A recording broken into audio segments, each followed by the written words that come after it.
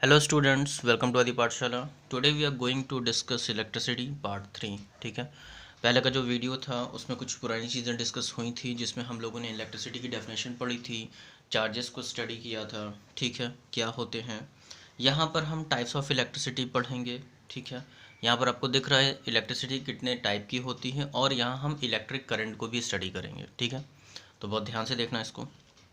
चलो अब स्टार्ट करते हैं।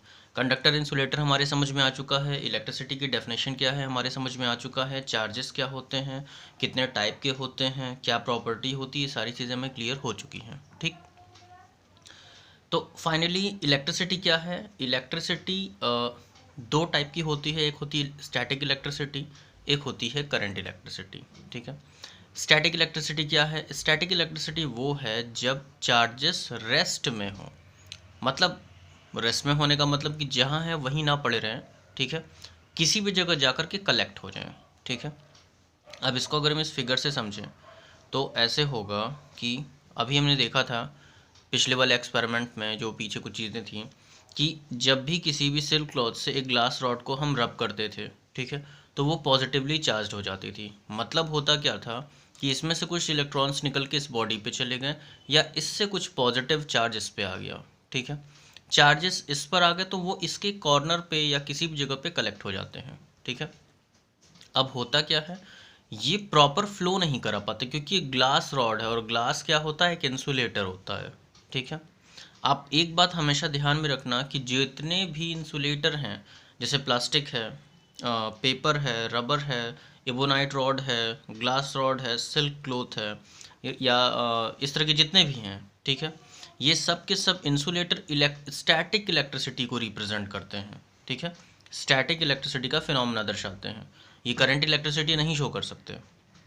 अब हुआ क्या कि जब इसको इससे रब किया, कुछ चार्ज इस पर आ गया, अब वो चार्जेस ने यहाँ कॉर्नर पे आ गया। ठीक है, वो फ्लो नहीं हुए, इस पूरी रॉड के अंदर फ्लो नहीं हुए, पेपर के छोटे छोटे पीसेस को ये अट्रैक्ट कर गई। ठीक है, इससे क्या समझ में आ रहा है हमारे कि यहाँ पे चार्जेस मूव नहीं कर रहे, charges are not moving, they are at rest. तो ये हो जाएगा स्टैटिक इलेक्ट्रिसिटी। ठीक है, अगर जो कॉम्ब आप लोग मतलब सर पे लेते हो, सूखे बालों में रब करते हो, फिर कागज़ को अट्रैक्ट करते हो, अगर उसकी जगह पर आप कोई लोहे की रॉड या कोई स्केल लोहे की उसको रब करोगे, तो कोई जो पेपर है वो अट्रैक्ट नहीं होगा। क्यों? क्योंकि सारा का सारा चार्ज उसके अंदर फ्लो हो जाएगा। ठीक है, उसका आगे बढ़ जाएगा, मतलब सिर्फ इस कॉर्नर पे नहीं रहेगा, वो आगे बढ़ना शुरू हो जाएगा। तो उससे कोई बहुत देर तक रब करने पर अब उतना आप कर भी नहीं पाओगे। ठीक है, तो हमने समझ लिया कि स्टैटिक इलेक्ट्रिसिटी क्या होती है। It is the study of charge when they are at rest. ठीक है, या जो जनरल फिनोमेना आपको यहाँ दिखाई दिया, वो सब कुछ क्या था, स्टैटिक इलेक्ट्रिसिटी का एग्जाम्पल था। एक चीज़ हमेशा समझ लीजिएगा कि जो इंसुलेटर्स होते हैं, जनरली इंसुलेटर्स होते हैं, वही स्टैटिक इलेक्ट्रिसिटी शो करते हैं। ठीक, एक बात और, जो आसमान में बिजली चमकती है, ठीक है, वो भी स्टैटिक इलेक्ट्रिसिटी का एग्जाम्पल है, वो कंडक्टिव इलेक्ट्रिसिटी नहीं है। ठीक है, या करंट इलेक्ट्रिसिटी नहीं है। वेल, आगे बढ़ते हैं, हमें देखना होगा कि करंट इलेक्ट्रिसिटी क्या है। दूसरा पार्ट सीधी सी चीज़ है, यहाँ चार्जेस मूव करते हैं और ये फिनोमेना कंडक्टर्स में होता है। चीज़ें बिल्कुल अपने दिमाग में रखिएगा। करंट इलेक्ट्रिसिटी क्या होती है, in this charges are in motion, charges move करते हैं। ठीक है, अब कहानी देखो, यहाँ पे यही बताई गई कि अगर हम एक मेटल रॉड को ड्राई हेयर में रब करें तो ये चार्ज तो अक्वायर करेगी, बट वो चार्ज पूरा का पूरा फ्लो होने लगेगा पूरे के पूरे स्केल में, तो उसको कुछ फील नहीं होगा। ठीक है, नेक्स्ट, अब हमें समझना है कि करंट क्या है। देखो, आप ये समझ लो कि फ्लो ऑफ चार्ज, ठीक है, चार्जेस रन कर रहे हैं, वही करंट है। अपने माइंड में एक इमेज पहले बना लीजिए कि चार्जेस का रन करना ही करंट का रन करना है। ठीक है, वेदर दे आर पॉजिटिव और नेगेटिव। ठीक है, और अभी आप 10th स्टैंडर्ड में हो, तो उसको देखते हुए ही ये वीडियो बनाया जा रहा है। वेल, तो चार्जेस कितनी तेज़ी से मूव कर रहे हैं, मतलब कितने कम टाइम में कितने ज़्यादा इलेक्ट्रॉन्स मूव कर रहे हैं, वही है करंट। ठीक है, so it is the rate of flow of charge. ठीक है, या the amount of electric charge. ठीक है, the amount of electric charge flowing per unit time in a conductor.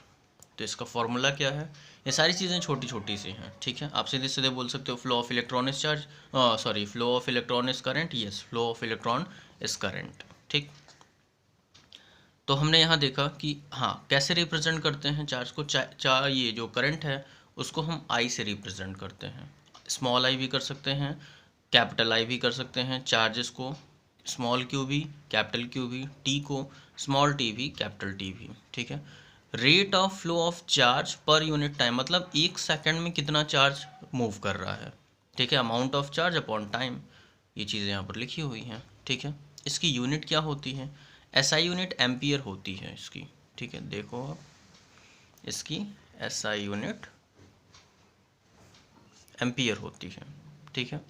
1 ampere is equal to 1 coulomb upon 1 second, means if 1 coulomb charge is passing through a conductor within a second, then the current will be of 1 ampere, तब current जो होगी वो 1 ampere होगी। चलिए आगे बढ़ते हैं। यहाँ से हमने करंट को समझा, करंट सिंपली कुछ है नहीं, सिर्फ फ्लो ऑफ इलेक्ट्रॉन्स या फ्लो ऑफ चार्ज है। करंट को मीज़र कौन करता है, ठीक है। आप यहाँ देखो, करंट को मीज़र कौन करता है, करंट को मीज़र करने वाली डिवाइस होती है एमीटर, ठीक है। एमीटर का रेजिस्टेंस हमेशा बहुत लो होना चाहिए ताकि ईजिली जितना अमाउंट ऑफ करंट आ रहा है, यानी जितना अमाउंट ऑफ चार्ज आ रहा है उसको ईजिली रीड कर सकें, ठीक है। ये चीज़ आप क्लियरली समझ लो। तो इस तरीके से हमने करंट को आज के वीडियो में समझ लिया है, करंट क्या है और इसको मीज़र कैसे करते हैं, ठीक है।